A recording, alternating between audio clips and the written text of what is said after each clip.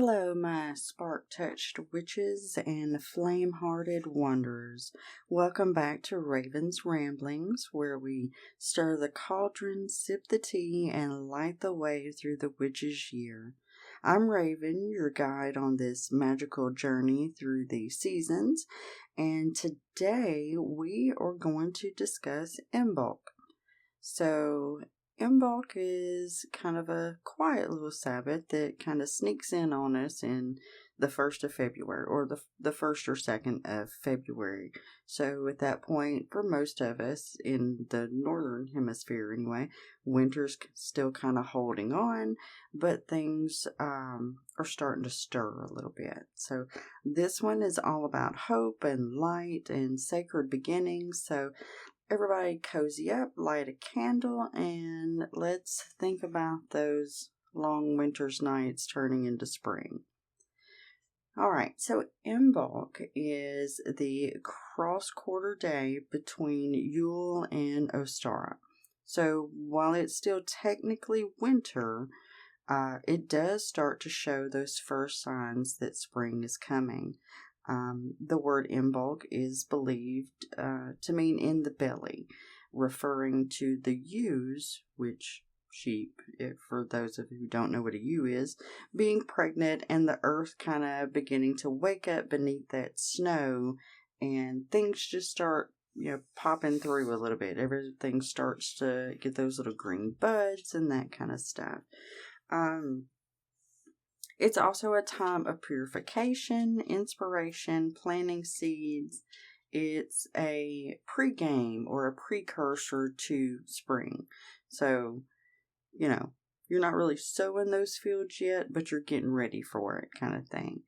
Imbolc is one of the 4 major Gaelic fire festivals in the Celtic calendar, along with Beltane and Lammas and Samhain. It is, like I said, believed to mean in the belly, because usually in the springtime, that's kind of when they knew spring was coming. The ewes were getting pregnant, that kind of stuff. It's also a time when livestock began to lactate. So, all these things correlate to what the ancients saw around them. That's how they traditionally knew when the seasons were changing and stuff. It is traditionally a deeply connected celebration to those seasonal cycles, fertility, and the promise of renewal. So this celebration is also known as different things. So there is Bridget's Day, Bridget. Some people say bread, or breed, or bride, or, there's several different pronunciations there. A more Christian version of it, it's called Candlemas. The old Gaelic word for it is, let's see if I pronounce it right, Omilek, which I believe means in the milk, or something to that effect, which was, of course, like I said, the ewes and livestock and stuff started lactating, so in the milk. And y'all hear all my papers rustling. Sorry about that. So at the heart of Imbolc is Bridget. I say Bridget because that's what's easiest for me, but you call it what you will. So this is the Celtic goddess of healing and poetry, smithcraft, and fire. Once again, one of our major fire festivals. She is the sacred flame that warms the hearth and the soul, and so much so that when Christianity came into Ireland and so forth, and the Catholic Church were taking over, they couldn't let her go. Not completely. So they actually turned her into a saint. I know, right? And she does her Catholic saint feast day is February 1st. And they still do a lot of her pagan traditions on that day within Catholicism. I know, crazy, right? But she started here as, a Celtic goddess first. So she is honored at Imbolc as the bringer of the light. She is the protector of homes and inspiration for creatives, because it's all about that rebirth and birthing those ideas, and that's all part of being creative. So basically she's considered a triple threat, a witch's best friend during the chilly, uncertain season, because she brings that warmth and that fire, which is absolutely amazing. So, some of the themes and stuff that we have. Oh, I lost my notes. Hold on. Okay, I think I found my ass. We'll see. So, some of the themes are the light returning. So this is when the sun is coming back. It is a renewal of hope, of rebirth, that kind of stuff. It is, it's part of the theme is inspiration, because creativity, like I said, all of that kind of ties in together. These are where new ideas are formed and new life is creative and created. Yeah, it's going to be one of those nights. Fabulous. So, where was I? Fertility. Fertility is huge in the spring. I mean, we all can see that. When spring comes around, you hear more birds chirping. You see more, well, I live close to the country, and you see calves and stuff coming about in the fields, and it is just a rebirth, of everything. It's also a time for purification and preparation. When those first signs of spring start sprouting up, or sprouting up, that's when farmers start taking note and looking at how the ground is going and getting ready for planting and harvesting. And that's when their busy seasons can start. They have to get all that ready. So that preparation is extremely important, for a good harvest, because honestly, in the old days, that's how people survived through the winter. They couldn't just run down to the store to pick up stuff. They had to depend on themselves and the changing of these seasons to provide for themselves and their family and their community a lot of times. Now, this is also a good time for home and hearth magic, and we'll get into that a little bit more in just a minute.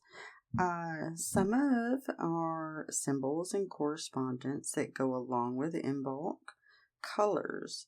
So colors, for me anyway, colors are extremely important. They just bring about certain memories and thoughts and stuff when I see certain colors. So colors for Imbolc are going to be white and light green and soft yellows, silver, those kinds of things. Those are, like, if you were going to use certain candle colors, these are the colors of candles that you would use.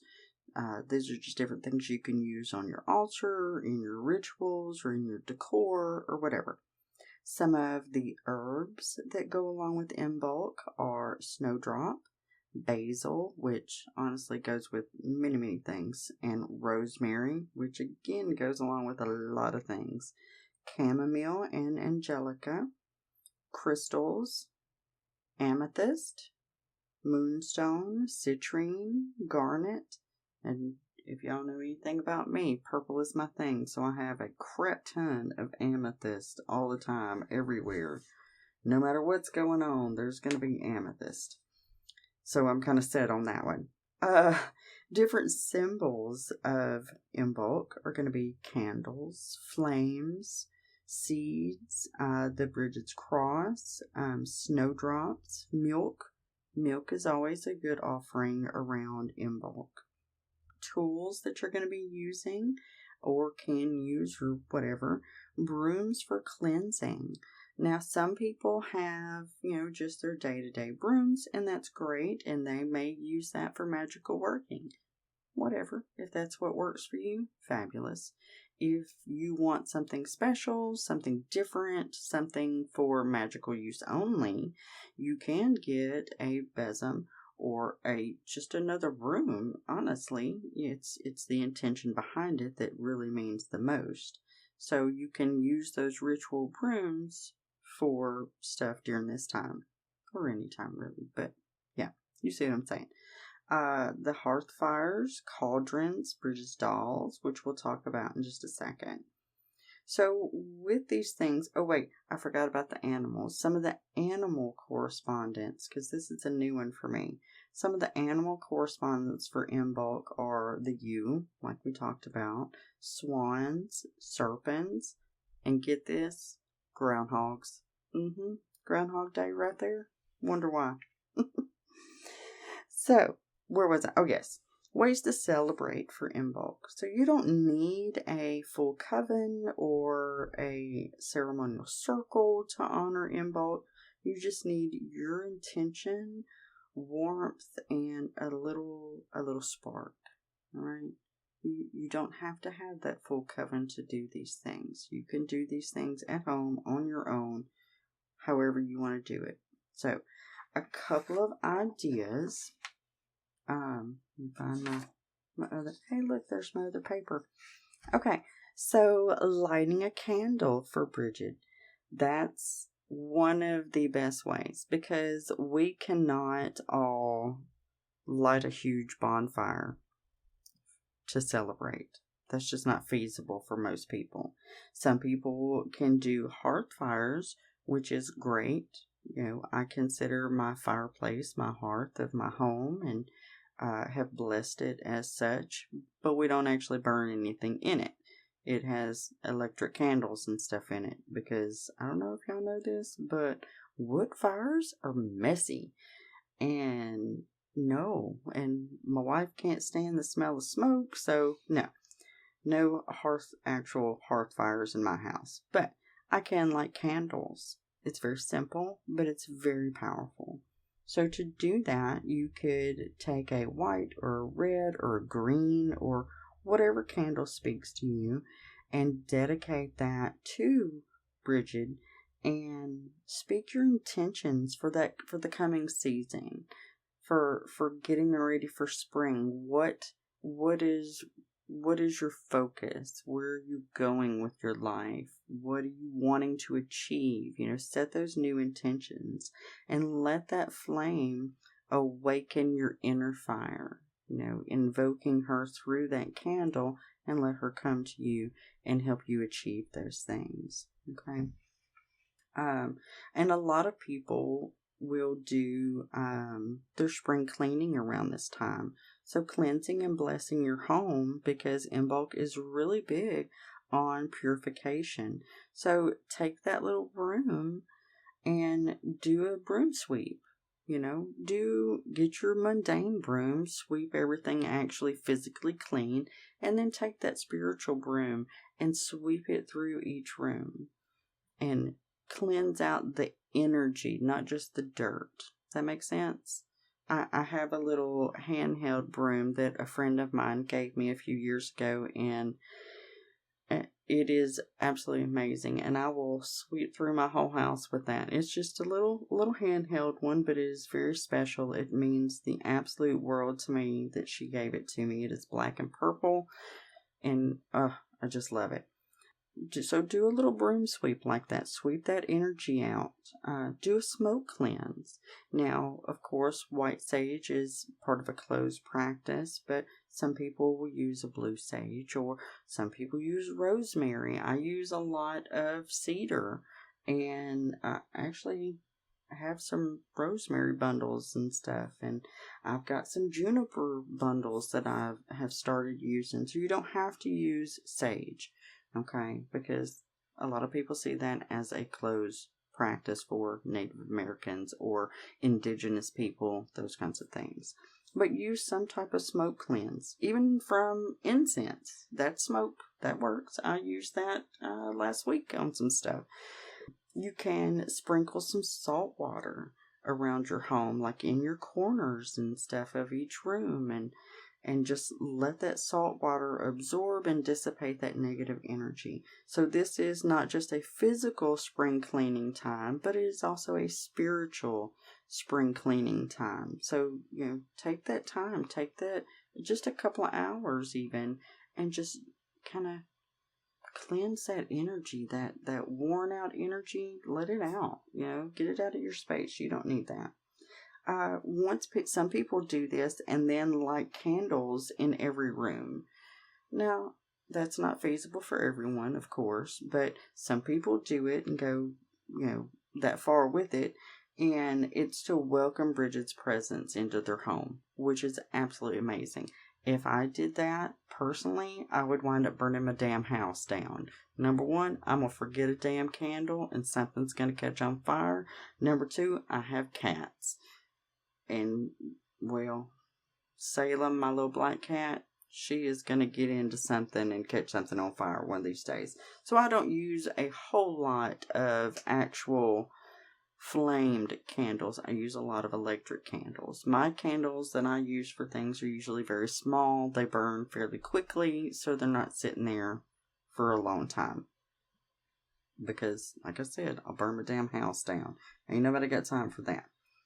Another thing you can do is make a Bridget's cross or a corn dolly.